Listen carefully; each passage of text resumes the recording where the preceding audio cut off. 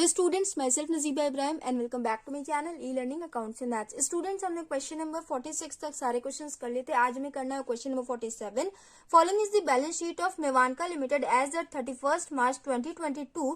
Prepare cash flow statement when cash flow from financing activities is 2,12,500। Mewanka limited का balance sheet दिया हुआ है, इससे हमें कैश फ्लो स्टेटमेंट प्रिपेयर करना है। एंड यहाँ पे ध्यान से देखिएगा, यहाँ पे फाइनेंसिंग एक्टिविटी का कैश फ्लो का आंसर ऑलरेडी गिवन है 2,12,500। तो आपको इस क्वेश्चन में सिर्फ ऑपरेटिंग एक्टिविटी से कैश फ्लो कैलकुलेट करना है एंड इन्वेस्टिंग एक्टिविटी से। ओके, जैसे लास्ट वाले क्वेश्चन में आपने ऑपरेटिंग एक्टिविटी से कैश फ्लो कैलकुलेट नहीं किया था ना, वैसे इसमें आपको फाइनेंसिंग एक्टिविटी का कैश फ्लो कैलकुलेट नहीं करना है क्योंकि वो ऑलरेडी गिवन है 2,12,500। ओके, तो चलिए क्वेश्चन स्टार्ट करते हैं। सबसे पहले यहां लिखेंगे point A, cash flow from operating activities.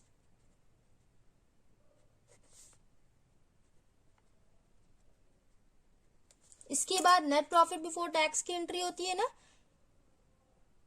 पहले स्टूडेंट्स हम कैलकुलेट कर लेते हैं क्योंकि यहाँ पे हो सकता है लॉस आए, क्योंकि यहाँ देखिए रिजर्व एंड सरप्लस में लास्ट ईयर का वैल्यू था 1,20,000, मतलब लास्ट ईयर कंपनी को 1,20,000 प्रॉफिट हुआ। करंट ईयर में कंपनी को कम प्रॉफिट हुआ, करंट ईयर में कंपनी को सिर्फ 25,000 प्रॉफिट हुआ है। ओके, तो कितने से कम प्रॉफिट हुआ, चलिए कैलकुलेट करते हैं। यहां वर्किंग नोट में लिखेंगे हम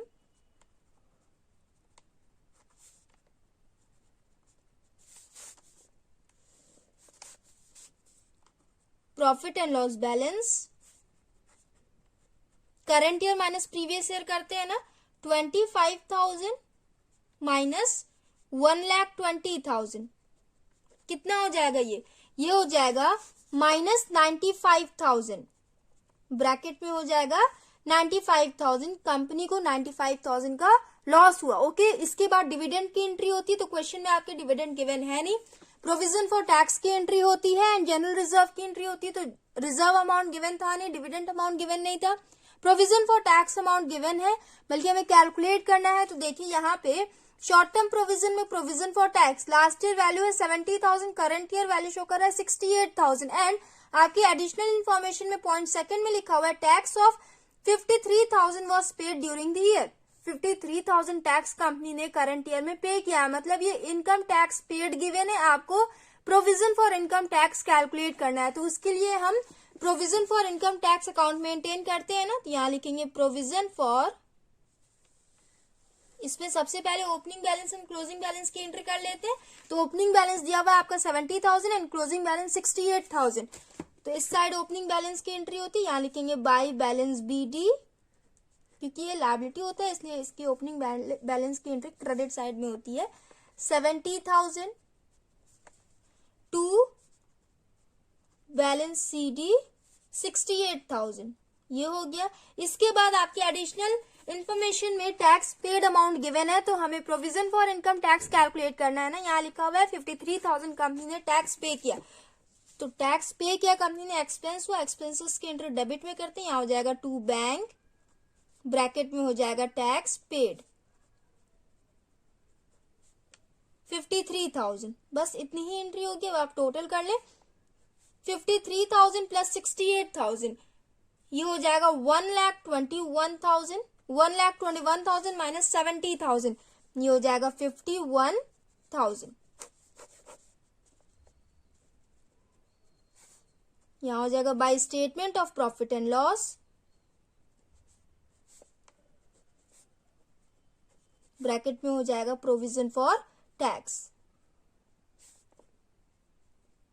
प्रोविजन फॉर टैक्स आया आपका 51,000।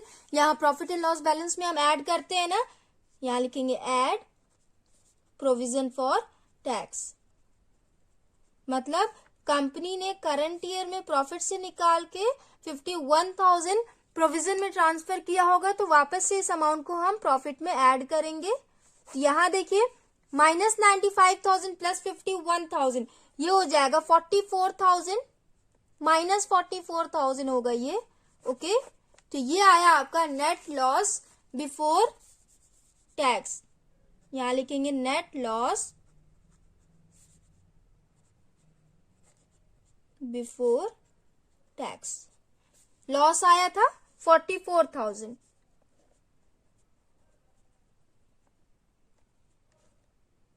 इसके बाद नॉन कैश आइटम्स की एंट्री होती है ना, तो यहां लिखेंगे adjustments of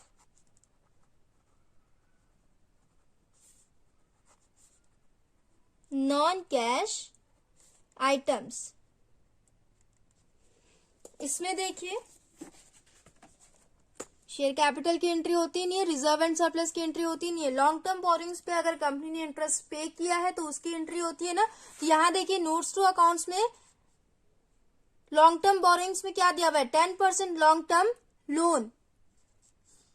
last year value दिया हुआ है 60,000, करंट ईयर वैल्यू इंक्रीज होकर 80,000 हो गई। ओके, तो इस पे कंपनी इंटरेस्ट भी पे करेगी। तो यहाँ एडिशनल इन्फॉर्मेशन में लिखा हुआ है additional loan was taken on 1 July 2021। Year के स्टार्टिंग में लोन का वैल्यू कितना था 60,000, एंड होते होते वैल्यू कितना हो गया 80,000, मतलब कंपनी ने और लोन लिया होगा तभी वैल्यू इंक्रीज हुई है।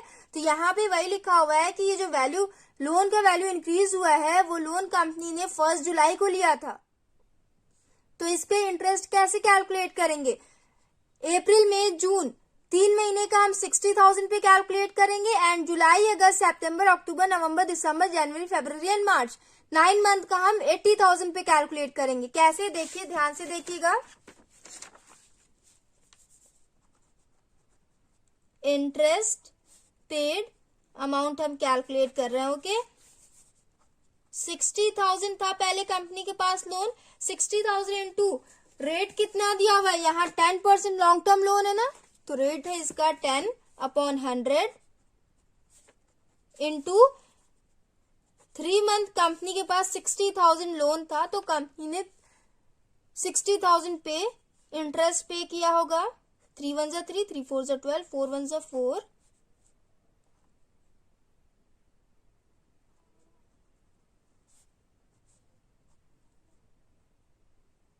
15, 150 इंटू 10, ये हो जाएगा 1500, ये हो गया। उसके बाद कंपनी के पास 80,000 लोन हो गया।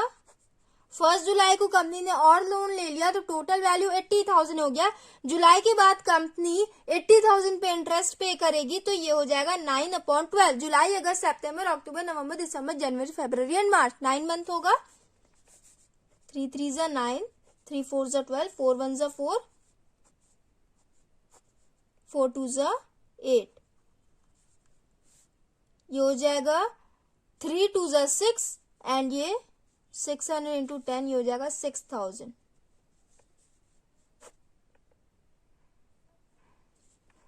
$7,500 आया। पूरे साल कंपनी ने कितना इंटरेस्ट पे किया, 7,500। तो interest paid non cash item में आता है ना, तो यहां लिखेंगे एड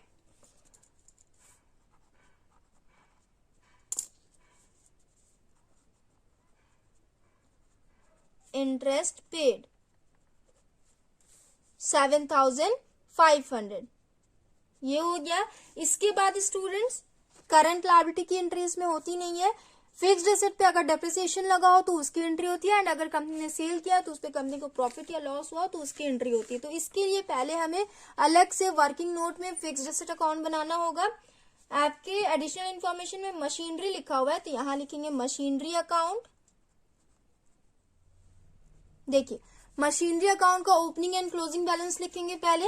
यहां दिया हुआ है opening balance 2,15,000 and closing balance 3,84,000। यहां लिखेंगे 2 balance BD 2,15,000 by balance CD 3,84,000, ये हो गया। इसके बाद प्रोविजन फॉर डेप्रिसिएशन का भी ओपनिंग एंड क्लोजिंग लिखेंगे। यहां लिखेंगे बाई बैलेंस BD कितना दिया हुआ है 23,000 ओपनिंग एंड 48,000 क्लोजिंग, यहां हो जाएगा 23,000 एंड यहां हो जाएगा 2 बैलेंस CD 48,000, ये हो गया। इसके बाद देखिए क्वेश्चन में क्या लिखा हुआ है, यहां लिखा हुआ है machinery of the book value of 80,000। Book value है 80,000 जिसपे टोटल डेप्रिसिएशन लगा 20,000, जिसे कंपनी ने 18,000 के लॉस पे बेचा है। ओके, तो ध्यान से सुनिएगा, ये बुक वैल्यू मतलब करंट ईयर में मार्केट वैल्यू है इस मशीन का 80,000, मतलब इसमें से डेप्रिसिएशन ऑलरेडी कंपनी ने माइनस करके दिया है।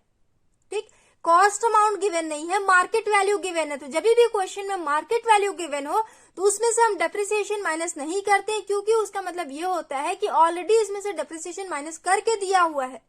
ओके, देखिए आपके नोट्स में भी कुछ लिखा हुआ है, इसे भी आप पढ़ लीजिए ध्यान से। यहां लिखा हुआ है machine with book value of 80,000 accumulated depreciation 20,000 has been sold. In other words, machine costing 1 lakh has been sold. आप ये भी कह सकते हैं कि एक मशीन का बुक वैल्यू था 80,000 जिसपे टोटल डेप्रिसिएशन लगा 20,000, उसे कंपनी ने बेच दिया।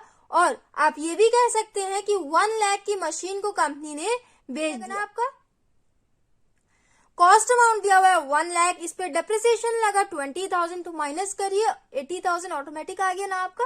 मैंने वही बताया, इसमें से डेप्रिसिएशन अमाउंट ऑलरेडी आपका माइनस करके दिया हुआ है। ओके, तो 80,000 वाली मशीन को कंपनी ने 18,000 के लॉस पे बेचा है, तो सेल्स अमाउंट इसका कितना हो जाएगा? 80,000 माइनस 18,000, 62,000 इसका सेल्स अमाउंट हो जाएगा। ओके, तो यहां लिखेंगे by bank 62,000 by loss on cell 18,000 का लॉस हुआ ना, तो यहां हो जाएगा 18,000। ये हो गया। इसके बाद प्रोविजन फॉर डेप्रिसिएशन में देखिए टोटल एक्यूमुलेटेड डेप्रिसिएशन दिया हुआ है 20,000। तो मैंने आपको बताया था जब एक्यूमुलेटेड डेप्रिसिएशन दिया हो तो हम depreciation during the year calculate करते हैं। तो यहां लिखेंगे टू मशीनरी अकाउंट, ब्रैकेट में हो जाएगा एक्यूमुलेटेड डेप्रिसिएशन 20,000। इसे सॉल्व करिए, 48,000 प्लस 20,000 ये हो जाएगा 68,000, 68,000 माइनस 23,000 ये हो जाएगा 45,000। यहां हो जाएगा बाय डेप्रिसिएशन, ब्रैकेट में हो जाएगा balancing figure. Okay,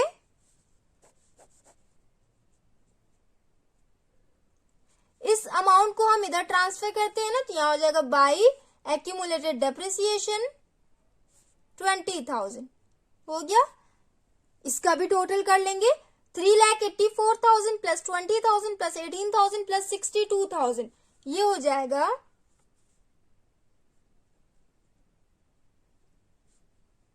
4,84,000।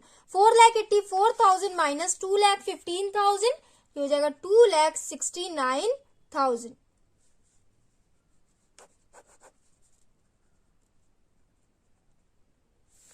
Machinery account भी हमने बना लिया, प्रोविजन फॉर डेप्रिसिएशन अकाउंट भी बना लिया। इनमें से नॉन कैश आइटम कौन कौन सा है? एक loss on sale and second depreciation during the year. इन दोनों की एंट्री नॉन कैश में होती है ना, तो यहां लिखेंगे एड डेप्रिसिएशन। ध्यान रखिएगा स्टूडेंट्स, बहुत ही ध्यान से सुनिएगा, एक्यूमुलेटेड डेप्रिसिएशन नॉन कैश में नहीं आता है, depreciation during the year non cash में आता है। ओके, डेप्रिसिएशन कितना आया था? 45,000। उसके बाद कंपनी ने सेल किया तो कंपनी को लॉस हुआ है, तो लॉस ऑन सेल की भी एंट्री होती है नॉन कैश में। यहां लिखेंगे लॉस ऑन सेल 18,000 हो गया। बस इन्हीं 3 पॉइंट्स की एंट्री होगी। टोटल करिए, 7,500 प्लस 45,000 प्लस 18,000 ये हो जाएगा 70,500। टोटल करिए, माइनस 44,000 प्लस 70,500 ये हो जाएगा 26,500। ये हो गया आपका ऑपरेटिंग प्रॉफिट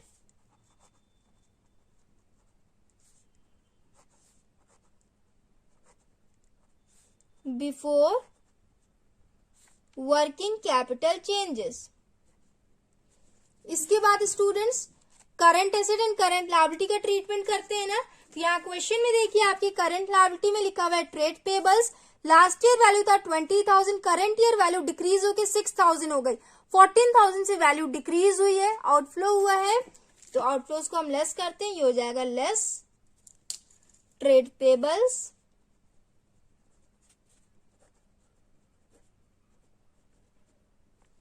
$14,000। बस एक ही करंट लायबिलिटी गिवन था तो इसे टोटल कर लीजिए -14,000। उसके बाद करंट एसेट का चेक करिए, इन्वेंट्रीज लास्ट ईयर वैल्यू था 60,000, करंट ईयर वैल्यू इंक्रीज होकर 67,000 हो गई। कंपनी ने और परचेज किया होगा तभी वैल्यू इंक्रीज हुई, कंपनी ने परचेज किया होगा तो आउटफ्लो हुआ होगा, आउटफ्लोज को हम लेस करते हैं तो यहाँ हो जाएगा लेस इन्वेंट्रीज। करंट एसेट जब इंक्रीज होता है ना तो हम उसे लेस करते हैं।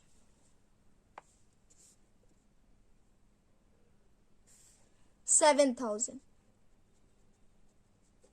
उसके बाद trade receivable last year value था 65,000, करंट ईयर वैल्यू डिक्रीज होकर 51,000 हो गई। तो जब भी करंट एसेट डिक्रीज होता है तो उसे हम ऐड करते हैं, यहां लिखेंगे ऐड ट्रेड रिसीवेबल्स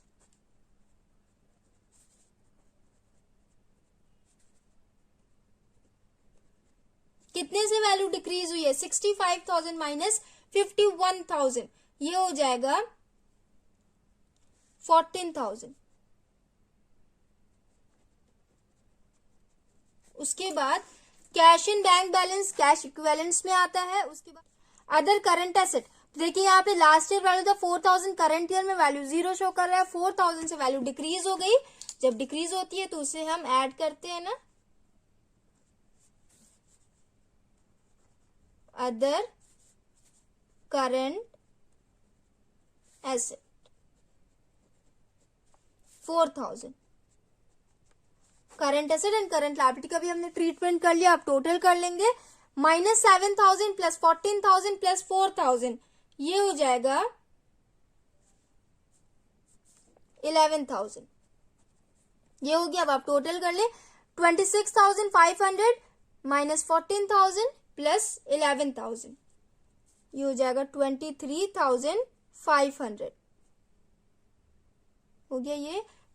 ये आया आपका cash from operating activities.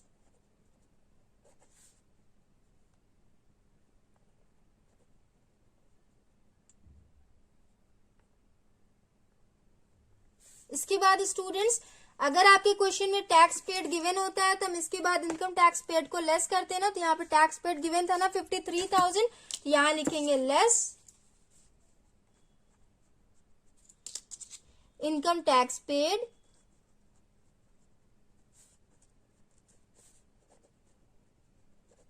53,000।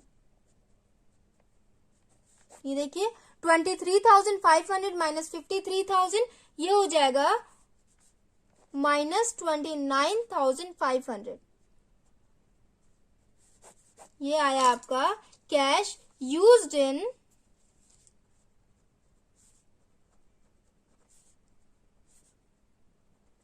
Operating activities.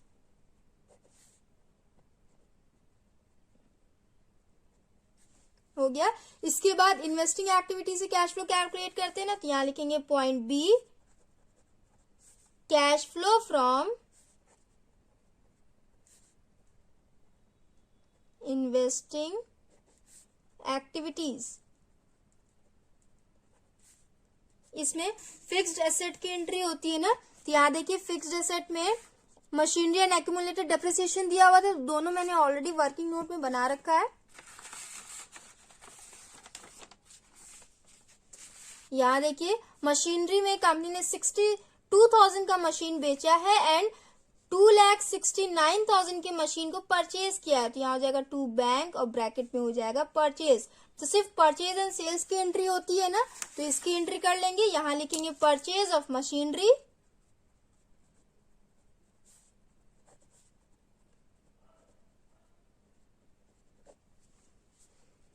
$2,69,000। उसके बाद सेल्स ऑफ मशीनरी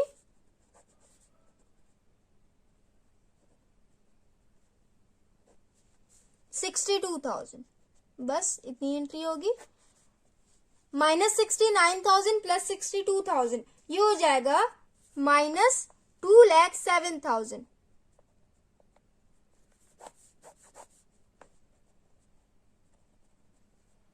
ये आ गया आपका cash used in investing activities.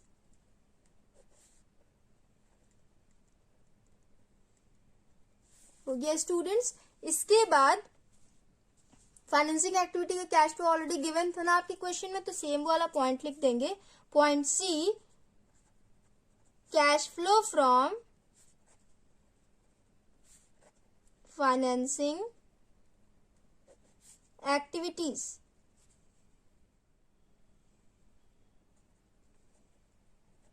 कितना गिवन था क्वेश्चन में, यहां देखिए लिखा हुआ है 2,12,500, यहां लिखेंगे 2,12,500। हो गया, तीनों एक्टिविटीज आ गया हमारा। अब हम इन तीनों एक्टिविटीज को टोटल करते हैं ना, तो चलिए इन्हें टोटल करेंगे हम। तो ऑपरेटिंग एक्टिविटी कितना आया था, माइनस 29,500 प्लस इन्वेस्टिंग एक्टिविटी कितना आया था, माइनस 2,07,000। उसके बाद प्लस फाइनेंसिंग एक्टिविटी कितना था, 2,12,500, तो यहां लिखेंगे 2,12,500। इसे टोटल करिए, minus 29,500 plus minus minus 2,07,000 plus 2,12,500।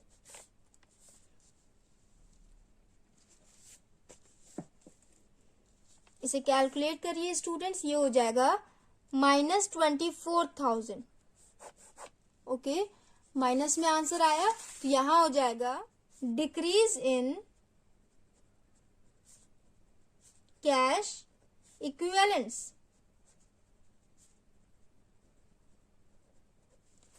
Bracket में 24,000 हो जाएगा। इसमें हम कैश इक्विवेलेंट्स के ओपनिंग बैलेंस को ऐड करते हैं ना, तो यहां लिखेंगे add cash equivalents in the beginning of the year।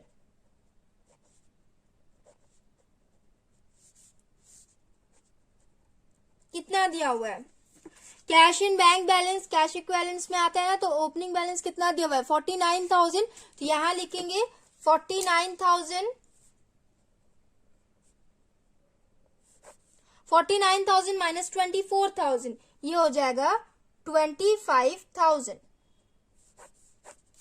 आ गया आपका, यहां लिख लीजिएगा cash equivalents at the end of the year. Okay, so students हमने क्वेश्चन नंबर 47 भी कंप्लीट कर लिया है। नेक्स्ट वीडियो में हम नेक्स्ट क्वेश्चंस करेंगे। So if you like video then please like share comment and do subscribe my channel. Thanks for watching.